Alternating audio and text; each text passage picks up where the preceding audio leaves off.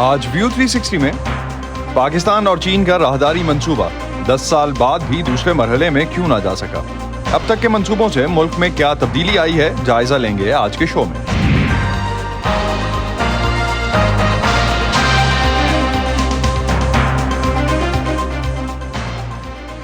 Voice of America کے Washington studios میں آپ سب کو خوش آمدید۔ آپ دیکھ رہے ہیں پروگرام ویو 360 اور میں ہوں اسد اللہ خالد۔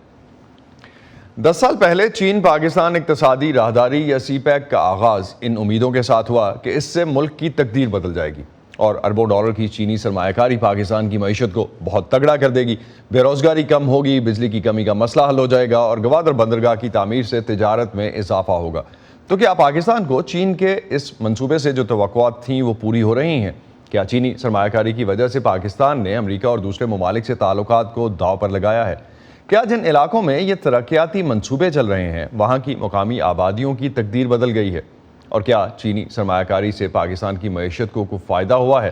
آج کے شو میں ان سوالوں کے جواب جاننے کی کوشش کریں گے اور جائزہ لیں گے اس راہداری کے تحت چلنے والے منصوبوں کا۔ سی پیک سے پاکستان میں بنیادی ڈھانچے، شاہراہوں کی تعمیر اور توانائی کے کئی منصوبے مکمل ہوئے ہیں۔ اب تک کی رپورٹس کے مطابق 2022 کے آخر تک تقریباً 19 ارب ڈالر کی لاگت سے 28 پروجیکٹس مکمل ہو چکے۔ کچھ منصوبوں پر کام جاری ہے اور چند تاخیر کا شکار ہیں۔ سی پیک کے تحت چلنے والے منصوبوں کے ناقدین کہتے ہیں کہ چین کی سرمایہ کاری کا ایک پہلو قرضے ہیں جن کا بوجھ پاکستان کو برداشت کرنا پڑ رہا ہے۔ کورونا کی وبا کے علاوہ گزشتہ حکومت کی پالیسیوں کی وجہ سے سی پیک کے کچھ منصوبے تاخیر کا شکار ہوئے۔ اگرچہ توانائی اور بنیادی ڈھانچے کے کئی منصوبے مکمل ہو چکے ہیں، لیکن دوسرے مرحلے میں جو اقتصادی اور صنعتی زونز قائم کیے جانے تھے ان پر اب تک کوئی پیش رفت نہیں ہوئی۔ گزشتہ ایک دہائی میں چینی منصوبوں اور ملک میں کام کرنے والے ہزاروں چینی باشندوں کی سیکیورٹی بھی سی پیک کے لیے ایک چیلنج بنی رہی۔ تحریک طالبان پاکستان کے علاوہ بلوچستان کے قوم پرست گروہ بھی چینی تنصیبات اور شہریوں کو نشانہ بناتے رہے۔ بلوچ قوم پرستوں کا موقف ہے کہ انہیں اس سرمایہ کاری سے کوئی فائدہ نہیں اور چین ان کے قدرتی وسائل پر قبضہ ختم کرے۔ حال ہی میں سی پیک کے 10 برس پورے ہونے پر پاکستان کے وزیر پلاننگ اور ڈیولپمنٹ احسن اقبال کا کہنا تھا کہ توانائی کے منصوبوں کی بدولت ملک میں 11,000 میگا واٹ بجلی کا اضافہ ہوا ہے۔ وزارت کے اعداد و شمار کے مطابق سی پیک کے تحت اب تک توانائی کے 14 منصوبے مکمل ہو چکے ہیں، لیکن سی پیک کے دوسرے مرحلے میں سال 2020 سے سال 2025 کے درمیان پاکستان میں 9 اقتصادی اور صنعتی زونز تعمیر کیے جانے تھے، لیکن یہ صنعتی زونز تعمیر نہیں ہو سکے۔ وائس آف امریکہ کے محمد ثاقب اس وقت کراچی سے ہمیں جوائن کر رہے ہیں، ان سے اس حوالے سے بات کرتے ہیں۔ ثاقب، کراچی میں بھی تو ایک اسپیشل اکنامک زون بننا تھا، کیا ہوا ان سب زونز کا اور کیا رکاوٹیں ہیں، ان پر کام کیوں نہیں ہوا اب تک؟ بالکل اسد، آپ صحیح کہہ رہے ہیں کہ سی پیک کے تحت 9 اسپیشل اکنامک زونز بننے تھے اور ان 9 میں سے بھی 4 کو پرائیورٹائز کیا گیا تھا اور پاکستان کے چاروں صوبوں میں ایک اکنامک زون تھا، جس میں سے ایک سندھ میں موجود تھا جو کہ کراچی سے 55 کلومیٹر دور دھابے جی کے مقام پر بنایا جا رہا تھا، دوسرا دشکئی جو کہ پشاور کے قریب ہے واقع ہے وہاں پر بنایا جانا تھا، تیسرا دوستان بلوچستان میں بنایا جانا تھا اور چوتھا شیخ پورہ پنجاب میں بنایا جانا تھا۔ لیکن ان چاروں میں اگر آپ پروگریس دیکھیں تو آن گراؤنڈ اب تک کہیں پر بھی کوئی بھی کام مکمل نہیں ہوا ہے، اور اس میں اگر سب سے جو کہا جا سکتا ہے کہ بہت ہی آسانی ہوگی اس کے بنانے میں اور اس کو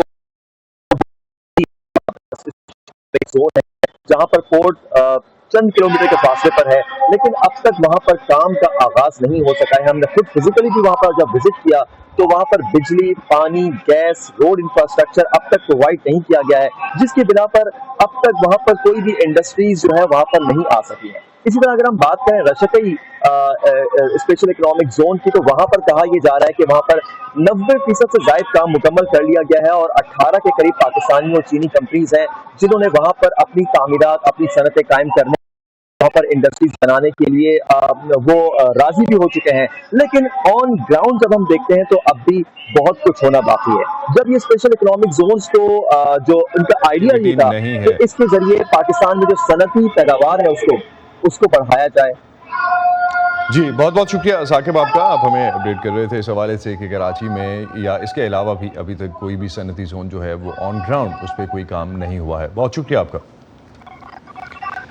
حکومت پاکستان کے لیے اربوں ڈالرز کے چینی منصوبوں کی سیکیورٹی ایک چیلنج رہا ہے۔ پاکستان کے مختلف علاقوں میں چینی شہریوں اور بلوچستان میں بلوچ عسکریت پسندوں کی طرف سے حملوں کی وجہ سے بھی سی پیک پر کام کی رفتار متاثر ہوئی۔ بلوچستان میں چینی اور دیگر غیر ملکی کمپنیوں کی سرگرمیوں پر بلوچ اور پشتون قوم پرست جماعتوں نے کئی بار تحفظات کا اظہار کیا ہے۔ صوبے کے قوم پرست رہنماؤں کا کہنا ہے کہ بلوچستان میں غیر ملکی سرمایہ کاری کے لیے ہونے والے معاہدوں میں صوبے کے مفادات کو نظر انداز کیا گیا ہے۔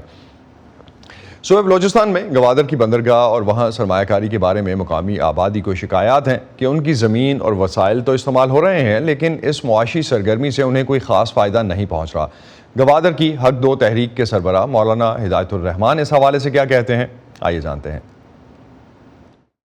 ڈالر مافیا دوبارہ عروج پہ ہیں، پھر آ چکے ہیں۔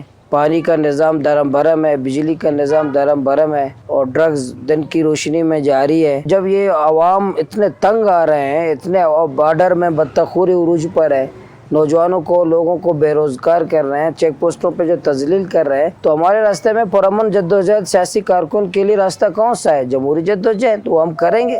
قانون و آئین کے دائرے کے اندر جتنے راستے ہو سکتے ہو ہم اختیار کریں گے، اور کوئی ہمیں اس کا پابندی نہیں لگا سکتا کہ ہم احتجاج نہ کریں۔ سی پیک سے متعلق حکومت بلوچ قبائل اور قوم پرست رہنماؤں کے جو تحفظات ہیں ان کو دور کرنے میں کہاں تک کامیاب ہوئی ہے اور کس حد تک دور کر سکی ہے، کس حوالے سے کوئی انہیں یقین دہانی کرائی گئی ہے، مقامی افراد کتنے پر امید ہیں اپنے مسائل کے حل کے لیے۔ وائس آف امریکہ کے مرتضی ظاہری اس وقت کوئٹہ سے ہمارے ساتھ ہیں، ان سے اس حوالے سے مزید بات کرتے ہیں۔ مرتضی، مقامی افراد کے سی پیک کے آغاز سے ہی کچھ تحفظات ہیں، پچھلے 10 برسوں میں کیا کسی حکومت نے انہیں دور کرنے کی کوشش کی؟ جی بالکل، اسد جو گوادر ہے وہ سی پیک کا اقتصادی جو راہداری ہے اس کا نقطۂ آغاز ہے، اور وہاں سے ہی جو صورتحال ہے تحفظات کے وہ بہت زیادہ ہیں۔ 10 سال گزرنے کے باوجود آج بھی گوادر کے لوگ جو ہے، مقامی لوگ، ان کو پانی اور جو بنیادی سہولیات ہے، صحت، تعلیم، وہ میسر نہیں ہے۔ جیسا کہ مولانا ہدایت الرحمان نے بھی کہا کہ وہ اپنی جدوجہد اس حوالے سے جاری رکھیں گے۔ وہاں کے مقامی لوگوں کو یہ تحفظات ہے کہ جو سی پیک ہے وہ ان کی سرزمین پر تو اس کو بنایا جا رہا ہے، جیسے کہ ابھی ایک ایئرپورٹ جو فنکشن ہونے والا ہے کچھ عرصے میں، لیکن اس کے باوجود جو مقامی لوگ ہیں ان کے مسائل حل نہیں ہوئے۔ اور جو بلوچستان کے مختلف اس دوران وزیر اعلیٰ آئے ہیں، انہوں نے اس حوالے سے اعتماد میں وہ یہ کہتے ہیں کہ ہمیں اسلام آباد کی وفاق کی جانب سے اعتماد میں نہیں لیا جاتا جو سی پیک کے مختلف منصوبے ہیں، اس وجہ سے ان کو بھی کافی تحفظات کا سامنا ہے۔ تو مرتضی، جو ابھی ہم نے دیکھا ریسنٹلی کچھ احتجاج بھی ہوا گوادر میں بھی، اور اس کے علاوہ بھی کچھ علاقوں میں جس طرح سے احتجاج ہوتا رہتا ہے، تو صوبائی حکومت کی طرف سے کیا بات چیت پھر کی جاتی ہے ان احتجاج کرنے والے افراد سے؟ کیونکہ اس سے پہلے جس طرح آپ نے بھی مینشن کیا، سابق وزیر اعلیٰ ڈاکٹر عبدالمالک بھی یہ کہہ چکے ہیں کہ صوبائی حکومت کو تو ان منصوبوں پہ اعتماد میں لیا ہی نہیں جاتا، تو صوبائی حکومت کیا بات کرتی ہے پھر ان احتجاج کرنے والے لوگوں سے؟ جی بالکل، کیونکہ گوادر میں جب یہ سی پیک کا منصوبہ شروع ہوا اس وقت سے ہی مختلف جو تنظیمیں ہیں وہ احتجاج کر رہی ہیں، لیکن جو سب سے بڑی آواز بنی ہے وہ گوادر کو حق دو تحریک ہے۔ اس کے حوالے سے جب 2 بار انہوں نے احتجاج کیا تو وزیر اعلیٰ بلوچستان وہاں پر گئے اور انہوں نے ان سے بات چیت کی اور انہیں جو ان کے چارٹر آف ڈیمانڈ تھے اس پر یقین دہانی کرائی۔ لیکن خود وزیر اعلیٰ بھی یہ کہتے ہیں کہ کچھ ایسے چارٹر آف ڈیمانڈ میں ایسی باتیں ہیں جن کا تعلق وزیر اعلیٰ بلوچستان سے نہیں بلکہ وہ وفاق سے ہے، اور وہ اس پر وفاق سے متعدد بار بات کر چکے ہیں، لیکن جو مسئلے کا حل ہے وہ وفاق کے پاس ہے، نہ کہ صرف جو وزیر اعلیٰ بلوچستان ہیں ان کے پاس ہے۔ بہت بہت شکریہ مرتضی ظاہری، آپ ہمیں اپڈیٹ کر رہے تھے اس حوالے سے کہ بلوچستان میں جو احتجاج ہو رہا ہے اس حوالے سے اس وقت کیا چیزیں جو ہیں وہ سامنے آ رہی ہیں اور صوبائی حکومت کے پاس کہنے کو کیا ہے۔ بہت شکریہ آپ کا۔ سی پیک کے منصوبوں پر ترقی کرنے والے جو خواب دیکھنے والے لوگ تھے، دوسرے صوبوں کے لوگ بھی شامل تھے اس میں، جنہوں نے گوادر میں اس وقت زمین خریدنا شروع کی جب وہ ایک بالکل غیر آباد شہر تھا۔ مستقبل کے ایک کمرشل ہب کی سوچ کو مد نظر رکھتے ہوئے پاکستان بھر سے پراپرٹی ڈیلرز نے گوادر کا رخ کیا، اپنے منصوبے متعارف کروائے جس میں شہریوں نے سرمایہ کاری بھی کی۔ 2016 میں گوادر کی ایک ہاؤسنگ سوسائٹی میں سرمایہ کاری کرنے والی نگہت جہانگیر سے وائس آف امریکہ کی سمن خان نے گوادر میں ترقی کے بارے میں ان کے تاثرات جاننے کی کوشش کی۔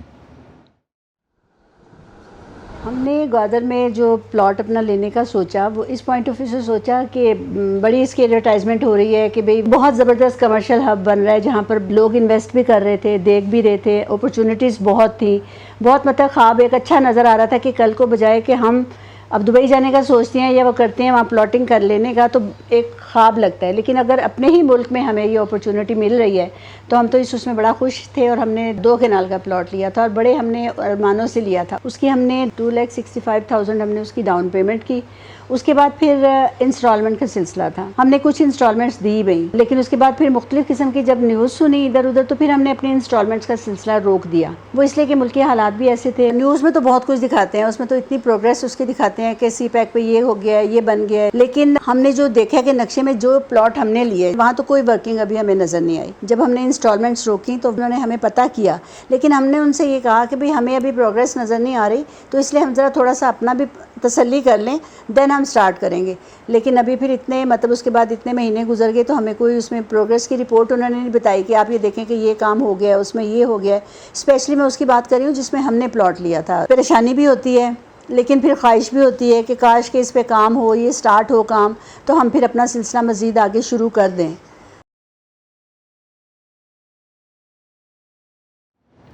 سی پیک منصوبے کے 10 سالوں میں پراپرٹی انویسٹمنٹ میں بہت سے اتار چڑھاؤ آئے. سمن خان نے ایک ایکسپرٹ سے یہ جاننے کی کوشش کی ہے کہ ایک لانگ ٹرم انویسٹمنٹ کے اس منصوبے میں کیا لوگوں کا اعتماد اب تک بحال ہے. ہم 100% ٹرانسپیرنٹ ہوتے ہیں اس بات پہ کہ جی دیکھیں یہ ایک لانگ ٹرم انویسٹمنٹ ہے.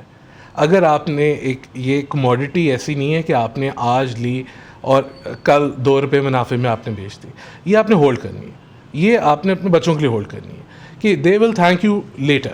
آپ اینڈ میں ایک کریڈیبل گروپ سے ایک fully developed piece of property خرید رہے ہیں جس کا ایک ایسٹ ویلیویشن آپ کی سوچ سے بھی زیادہ ہوگی. مگر ہم ہمیشہ ٹرانسپیرنٹ ہوتے ہیں کہ جی یہ لانگ ٹرم ہے، کیونکہ اگر کلائنٹ میں ایکسپیکٹیشن ان کی غلط ہے تو پھر کلائنٹ خوش نہیں ہوتا، اور اگر کلائنٹ خوش نہیں ہوتا تو میں نے فیل کر لیا ہے ایٹ مائی جاب. تو ہم بڑے ٹرانسپیرنٹ اور بڑے کلیئر ہوتے ہیں اپنے کلائنٹس کے ساتھ. بلوچستان تو ایک نو گو ایریا سمجھا جاتا تھا، مگر پنجابیوں نے بہت امبریس کیا، much more than any other part of the country. اور پنجابیوں کو جو ان کی انویسٹمنٹ تھی وہ ان کو اس ویژن کی سمجھ آئی کہ ہم اس پورٹ کو، اس ایک ایریا کو ٹرانسینڈ کر دیں گے انٹو نیو پاکستان. ہم بہت انگیج کرتے ہیں اپنے انویسٹرز کے ساتھ کہ یہ چیزیں ہم کر رہے ہیں، اور صرف ہم نہیں کر رہے، یہ چائنا کر رہا ہے، یہ گورنمنٹ آف پاکستان کر رہی ہے، یہ گورنمنٹ آف بلوچستان کر رہی ہے. ہم نے فیل یہ ضرور کیا کہ کوئی لوگوں کو کیونکہ معیشت پہ پریشر آیا تو کوئی لوگوں کا بلیف جو تھا وہ ہلکا ہوا، مگر ابھی بھی بہت لوگ ہیں جو سی پیک میں بلیو کرتے ہیں، گوادر میں بلیو کرتے ہیں. 10 سالوں میں تب سے کام شروع ہوا ہے، 8 سالوں میں، تو ابھی وہاں کے ڈی سیلینیشن پلانٹ جو پانی کو، سمندری پانی کو پینے کے قابل کرتا ہے، وہ انوگریٹ ہو گیا ہے. وہاں روڈ نیٹ ورک بن گیا ہے، پورٹ تیار ہو گیا ہے، فری ٹریڈ زون جہاں ہیڈ کوارٹرز ہوں گے یہ پورٹ اتھارٹی کے اور فیکٹریوں کے، اور ہوٹل، چائنیز کا اپنا ہوٹل، یہ سب کچھ بن چکا ہے. ان کو ہم کہتے ہیں بیک بون ڈیولپمنٹس. یہ ایک بار آپ کی فلی ڈیولپ ہو جائیں، اور ایئرپورٹ بھی ان میں شامل ہے کہ ایئرپورٹ بھی آپ کو آن لائن ہو جائے. جیسے یہ critical infrastructure developments online ہو جائیں گی تو آپ ایک دم سے گوادر کو فاسٹ ٹریک پہ ڈال دیں گے. چائنا پاکستان اکنامک کوریڈور کے تحت پاکستان میں توانائی کے 18 منصوبے لائے گئے، جن میں سے 9 کوئلے کے پاور پلانٹس ہیں. ان کی وجہ سے ملک میں بجلی کی طلب کو پورا کرنے میں کچھ مدد تو ملی، لیکن ایک ایسے وقت میں جب دنیا کے بیشتر ممالک اور ماہرین ماحولیات کوئلے جیسے فاسل فیول سے توانائی پیدا کرنے کے طریقہ کار کی مخالفت کر رہے ہیں، تو پاکستان کوئلے کے نئے پاور پلانٹس لگانے پر کیوں راضی ہوا جبکہ ان کی لاگت بھی کچھ کم نہیں ہے؟ سمن خان نے یہی جاننے کی کوشش کی. جب سی پیک پاکستان میں آیا تو پاکستان کو 2-3 بڑے میجر چیلنجز کا سامنا تھا. نمبر 1 بجلی کی جو کہ بندش تھی، بہت بڑا مسئلہ تھا، جس کی وجہ سے ہر سال پاکستان 4 سے 5 بلین US$ کا پاکستان کو لاس ہو رہا تھا. اس نے ہمیں الیکٹریسٹی کی لوڈ شیڈنگ کو مینیج کرنے میں ہیلپ آؤٹ کیا ہے. میں اس سے بات کر رہا ہوں 2013-14 کی، تب ہماری جو کہ پر کیپٹا کنزمپشن تھی بجلی کی وہ تھی صرف 457. اب جو پر کیپٹا کنزمپشن ہے وہ 647 ہے کلو واٹ پر آور. اب امیجن کریں کہ اس سال میں منصوبے نہ لگے ہوتے تو ہمارا ابھی تک کیا حال ہوتا. کیا پاکستان اور چائنا کا سارا فوکس سی پیک میں صرف کول پہ تھا؟ نہیں، پاکستان اور چائنا کا جو میجر فوکس ہے وہ رینیویبل پہ ہے.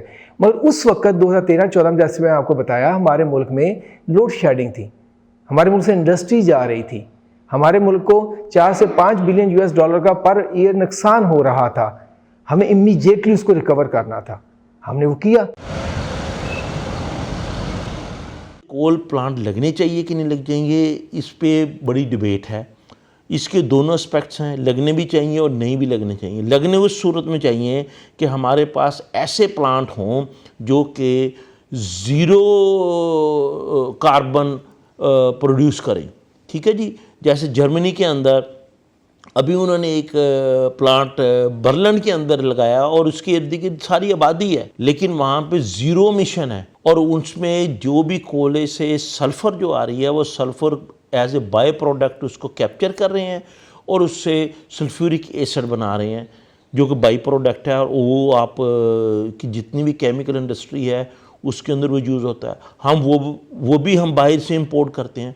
तो अगर हम उस टेक्नोलॉजी को पाकिस्तान में ले आएँ तो हमारे पास जिस क्वालिटी का कोला है जिसमें सल्फ़र ज़्यादा है उससे हम ये बाई प्रोडक्ट भी बनाएंगे और हम ये दोनों चीज़ें जो हम कोला भी इंपोर्ट कर रहे हैं कि जी हाई क्वालिटी का कोला आएगा तो इन प्लांट पे चलेगा, तो उसकी ज़रूरत भी नहीं है। बजाय इसके कि भी हम रॉ मटेरियल वहाँ से ये करें, हम टेक्नोलॉजी क्यों नहीं लेके आते।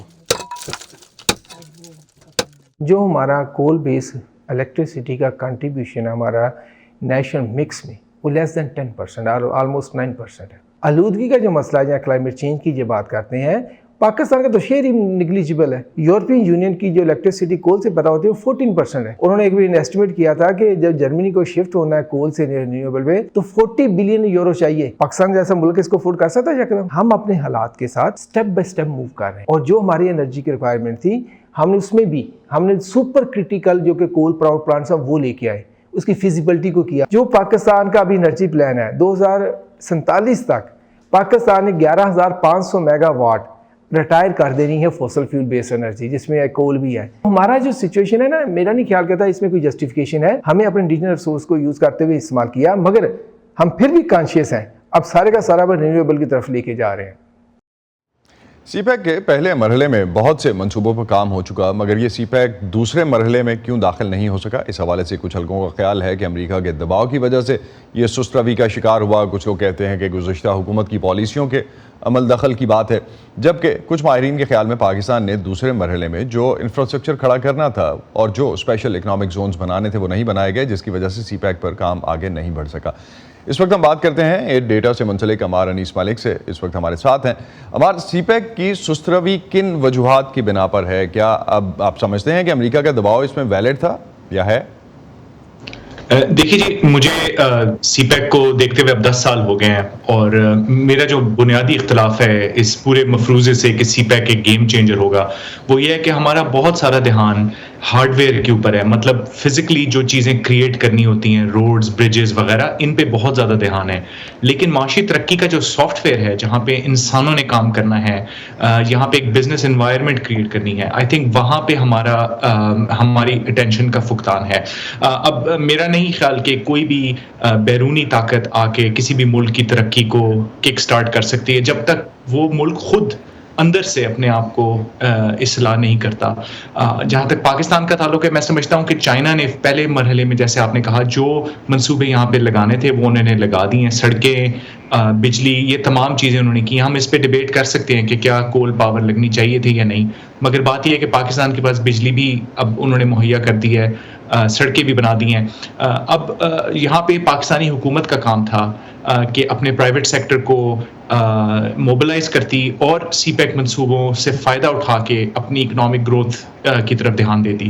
लेकिन वो जो इस्लाहात थी वो मुझे नहीं होती हुई नज़र आ रही। यही वजह है कि फ़ेज़ 1 तो हो गया, लेकिन फ़ेज़ 2 में अब ये वक्त है कि पाकिस्तान खुद इस्लाह करे और इस तरफ आगे बढ़े।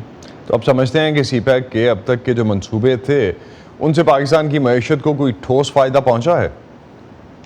देखिए, जैसे आपके पैकेज में भी माहिरीन ने कहा, अगर ये मंसूबे भी ना लगते पावर के सेक्टर में, जो कि तकरीबन मैं समझता हूँ 60% سی پیک جو ہے وہ صرف پاور کے منصوبے لگے ہیں. اگر یہ بھی نہ لگتے تو آج پاکستان کی معاشی صورتحال اس سے بھی زیادہ بدتر ہو سکتی تھی. ہماری بجلی جو ہے اس کی سپلائی اور کم ہو سکتی تھی. مگر یہ بات بھی درست ہے کہ آئی پی پی پالیسی کے تحت چائنیز انویسٹرز نے پاکستان میں جو انرجی کے منصوبے لگائے ہیں اس کا جو ماڈل ہے وہ انسسٹینیبل ہے. اس کا مطلب یہ ہے کہ پاکستان بجلی جو ہے وہ امپورٹ کر رہا ہے ڈالرز میں. بے شک منصوبے پاکستان کے اندر لگے ہوئے ہیں لیکن ہم بجلی ڈالرز میں خرید رہے ہیں, اور ڈالر کی قیمت روپے کے مقابلے میں جب مضبوط ہوتی ہے, روپیہ جو ہے وہ کمزور ہوتا ہے, تو پاکستانی عوام کے پاس یہ صلاحیت نہیں ہے کہ وہ ڈالروں میں خریدی ہوئی بجلی کو ان کو ری پیمنٹس کر سکے. اور یہی وجہ ہے کہ آج ہمیں بجلی تو مہیا ہو رہی ہے اور لوڈ شیڈنگ آج سے 10 سال کے مقابلے میں کافی بہتر ہے, مگر جس نرخ پہ بجلی ہمیں مل رہی ہے وہ بہت زیادہ ہے اور لوگوں کی جیسے کہتے ہیں نا کمر ٹوٹ گئی ہے. ایک لمبی ڈیبیٹ ہے ہمارے اس حوالے سے کہ بجلی جو پیدا ہو رہی ہے وہ جنریشن تو ہے لیکن ڈسٹریبیوشن کے مسائل اپنی جگہ پہ ہیں. تو یہ جو اربوں ڈالر کی سرمایہ کاری ہوئی ہے اس کا عام شہری کی زندگی پہ کیا اثر پڑا ہے؟ آپ کی یہ بات بالکل درست ہے. میں سمجھتا ہوں کہ جہاں تک عام شہری کا تعلق ہے تو اس طرح کے تمام منصوبے میں یہی مسئلہ ہوا کرتا ہے کہ عام شہری جو کہ سڑک پہ چل رہا ہے, جس کے پاس گاڑی نہیں ہے یا وہ موٹر سائیکل استعمال کرتا ہے, اس کو ان سڑکوں سے کوئی فائدہ نہیں ہے. زیادہ تر جو موٹر ویز پاکستان میں بنے ہیں, لاہور سے کراچی میں آمد و رفت تو بہتر ہوئی ہے لیکن ڈائریکٹلی اس آدمی کی زندگی میں کوئی خاص فرق نہیں پڑا. عام آدمی ویسے بھی زیادہ تر سفر ٹرین پہ کیا کرتا ہے, ان کے پاس تو بسوں کے ٹکٹ لینے کے بھی پیسے نہیں ہیں. تو آئی تھنک یہ بات اکنامک گروتھ میں اگر ہم اکنامک گروتھ میں اوور آل ملک کی بات کرتے ہیں تو اس کا ڈیفینیٹلی ایک ٹرکل ڈاؤن امپیکٹ کسی نہ کسی پوائنٹ پہ تو جاتا ہے, وہ کچھ حد تک تو پہنچتا ہے. اتنے منصوبے مکمل ہوئے ہیں اب تک, تو اس کا امپیکٹ یا اس کا کچھ فائدہ آپ نہیں سمجھتے کہ کہیں پہنچا ہے, کہیں نیچے ٹرکل ڈاؤن ہوا ہے کسی لیول پہ اور بینیفٹ کیا ہے عام آدمی نے اس سے؟ جی میں یہی عرض کر رہا ہوں کہ جو ٹرکل ڈاؤن والی آپ کی بات ہے وہاں پہ حکومت پاکستان کی اپنے سٹیپس آنے کی ضرورت تھی.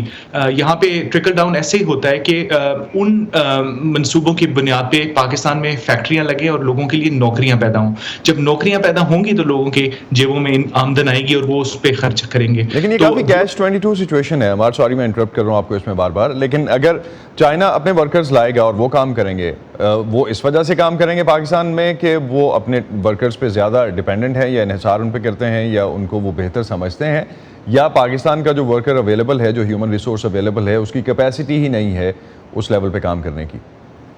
بالکل پہلے فیز میں ہم نے دیکھا بہت سارے چینی ورکرز یہاں پہ آئے, اسپیشلی انجینئرز یہاں پہ آئے, کیونکہ پاکستان میں ظاہر ہے اس طرح کی صلاحیت موجود نہیں تھی. تو ٹھیک ہے وہ ہم سمجھ سکتے ہیں کہ پہلا فیز تھا اور جلد از جلد منصوبے لگنے تھے, 3 سال کے اندر اندر پاور پلانٹس بھی لگے پاکستان میں اور بجلی بھی آئی. مگر جو سیکنڈ فیز ہے جہاں پہ اسپیشل اکنامک زونز لگنی ہے, یہ آپ کی بات بالکل ٹھیک ہے کہ پاکستان کو انجینئرز کی ضرورت ہے, پاکستان کو سپورٹنگ انڈسٹری کی ضرورت ہے. مثال کے طور پہ اگر آپ ایک کارخانہ پاکستان میں لگاتے ہیں جو اس نے کوئی چیز ایکسپورٹ کرنی ہے گوادر تک, تو کیا پاکستان کی اپنی لاجسٹکس کمپنیاں اس قابل ہیں یا ہمارے میں اتنی صلاحیت ہے کہ وہ ٹھیکے وہ چینی سرمایہ کاروں سے لے کے کراچی تک وہ چیزیں پہنچا سکیں؟ میرا خیال ہے یہ اصل سوال ہے اور یہاں پہ کام کرنے کی ضرورت ہے. تو 2 چیزیں کوئکلی میں لاسٹ پہ پوچھنا چاہوں گا. گوادر بندرگاہ سے پاکستان کو کوئی فائدہ ہو رہا ہے یا ہوگا؟ دیکھیے گوادر میں میرے حساب سے چائنا نے 5 سے 6 ارب ڈالر کی انویسٹمنٹ کی ہے. چائنا کی طرف سے یہ بڑا کلیئر انڈیکیشن ہے کہ جیو اسٹریٹجک ریزنس کے لیے یہ ان کے لیے بہت اہم ہے. لیکن میں سمجھتا ہوں وہاں پہ بھی پاکستان کی جو سافٹ ویئر کی کمیاں ہیں نا وہ ہمیں تنگ کر رہی ہیں. لاسٹ 30 سیکنڈز ہمارے عالمی مالیاتی اداروں کو سی پیک سے متعلق اعتراض کیا ہیں اور کتنے ویلڈ ہیں؟ زیادہ تر ان کو اعتراض اس بات پہ ہے کہ پاکستان نے ٹرانسپیرنٹلی ان منصوبوں کی ڈیٹیلز ان کو فراہم نہیں کی. حکومت کا یہ کہنا ہے کہ ہم نے تمام ڈیٹیلز IMF کو دی ہیں اور اسی بنیاد پہ انہوں نے پاکستان کو یہ نیا اسٹینڈ بائی ایگریمنٹ بھی دیا ہے. تو یہ ان کو اعتراض ہے. ان کو لگتا ہے کہ پاکستان کی ڈیٹ صورتحال میں چائنا کا رول ہے, لیکن پاکستانی حکومت یہ سمجھتی ہے کہ چائنا کا رول کافی کم ہے اور باقی عوامل اس میں زیادہ شامل ہیں. بہت بہت شکریہ ہمارے لیے ملک عمار, آپ ہمارے ساتھ تھے اور جس طرح سے ہم بات کر رہے تھے کہ پاکستان میں سی پیک نے اب تک کتنا بینیفٹ کیا ہے اور کیا آنورڈز اس کی جو ہے وہ اورینٹیشن بنتی ہے جو اب تک ہے, اور پرسپیکٹیو اور ویژن جو ہے وہ کس حد تک پاکستان کو آگے لے کے جا سکتا ہے. بہت شکریہ آپ کا ہمیں جوائن کرنے کا. اس پہ ختم کرتے ہیں آج کا ویو 360. اسٹے سیف اور پاکستان اور خطے سمیت دنیا بھر کی اہم خبروں اور دلچسپ معلومات کے لیے آپ آ سکتے ہیں ہماری ویب سائٹ urdu.voa.com پر. یہ سارا کانٹینٹ ملے گا آپ کو ہمارے سوشل میڈیا پلیٹ فارمز پر بھی, facebook.com/VOA Urdu, یوٹیوب پر ہمارا چینل ہے VOA Urdu کے نام سے, اور ٹویٹر انسٹاگرام پر ہمارا ہینڈل ہے @VOA Urdu. اب تک کے لیے اتنا ہی. اسد اللہ خالد کو اجازت دیجیے. खुदा हाफिज़।